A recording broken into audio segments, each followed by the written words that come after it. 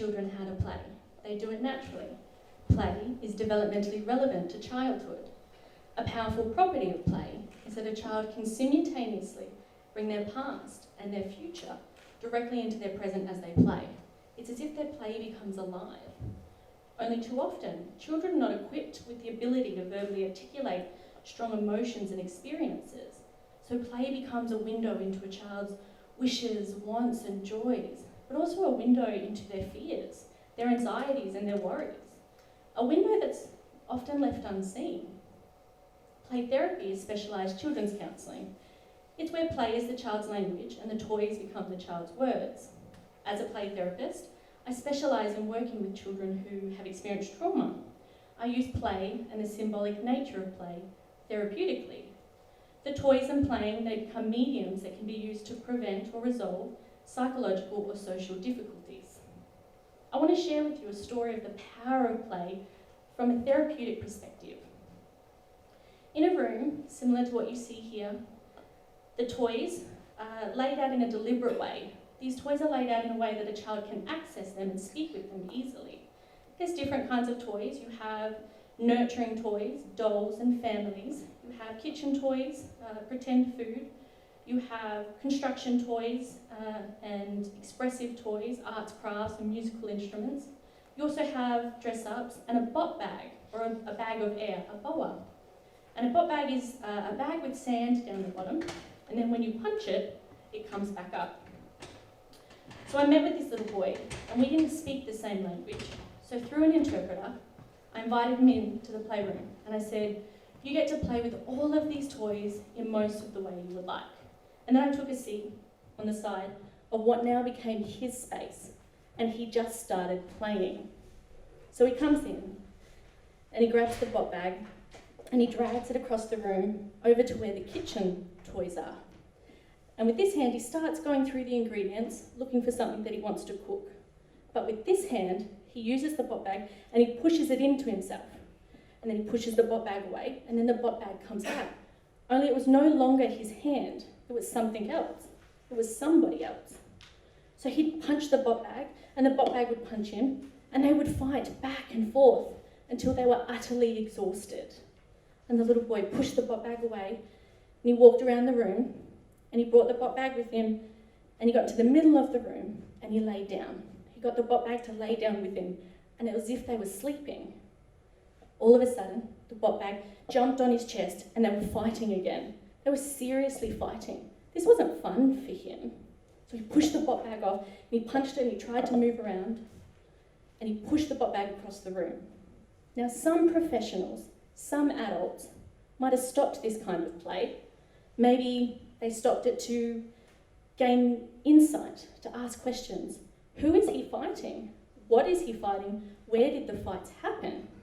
Maybe they'd use the same opportunity to educate. We need to be nice to each other. After all, people aren't for hurting. As a child-centred play therapist, I deliberately don't do that, and it's a clinical choice. Here's why.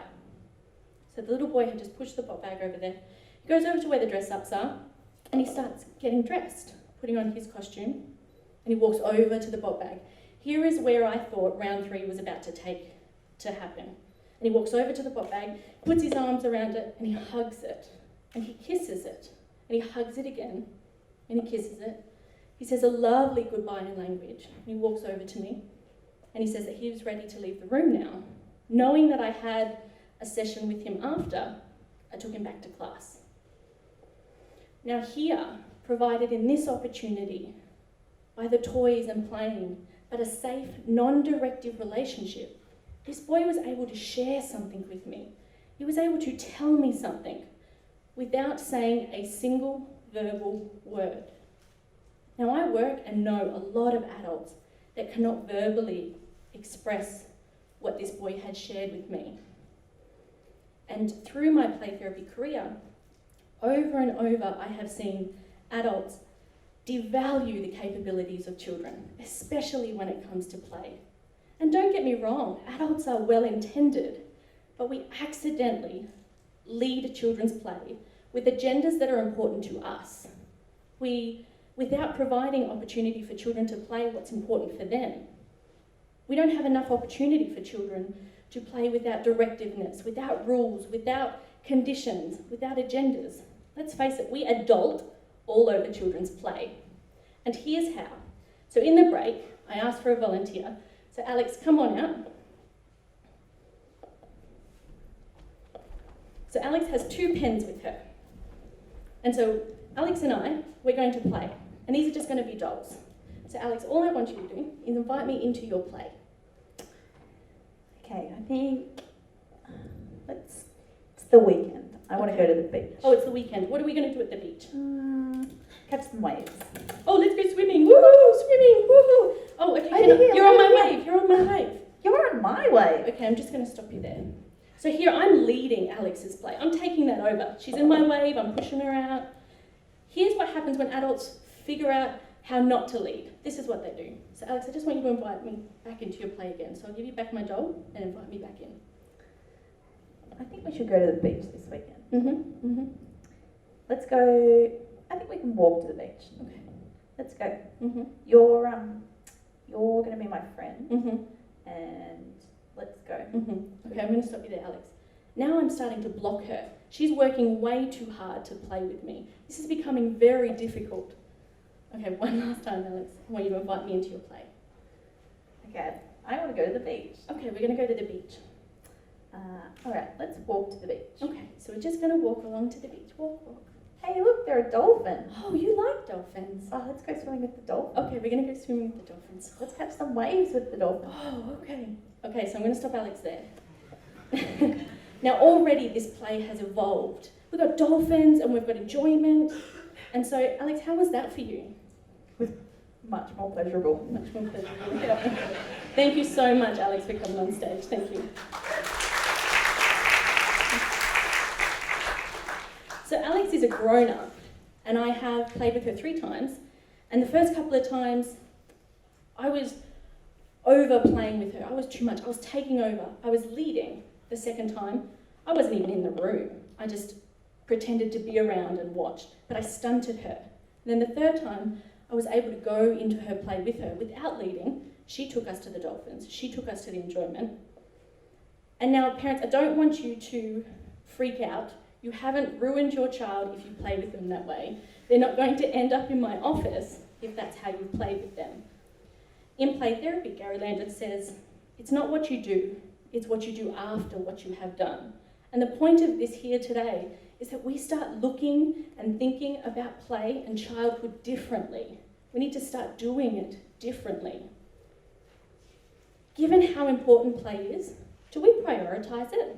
Is play strongly advocated in our educational system, in our medical system, in our mental health system? The answer to all those questions is no, play isn't. Now don't get me wrong, it's not all bad news. Play is being systematically applied and researched around the world by professionally trained play therapists.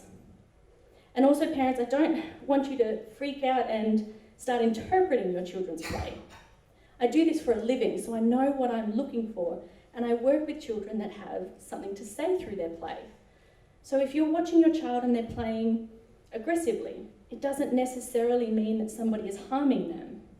If you are watching your child and they're playing drinking beers, it doesn't mean that they have alcoholism in their world. Children play innocently all the time. But if you are concerned, if you do have worries for your children, then connect with a professional and start having these discussions. Play becomes an option when all seriousness is done. It becomes a reward when play should be a crucial activity for healthy child development. We need to start communicating the language of children so we can enter a world that is often left silent.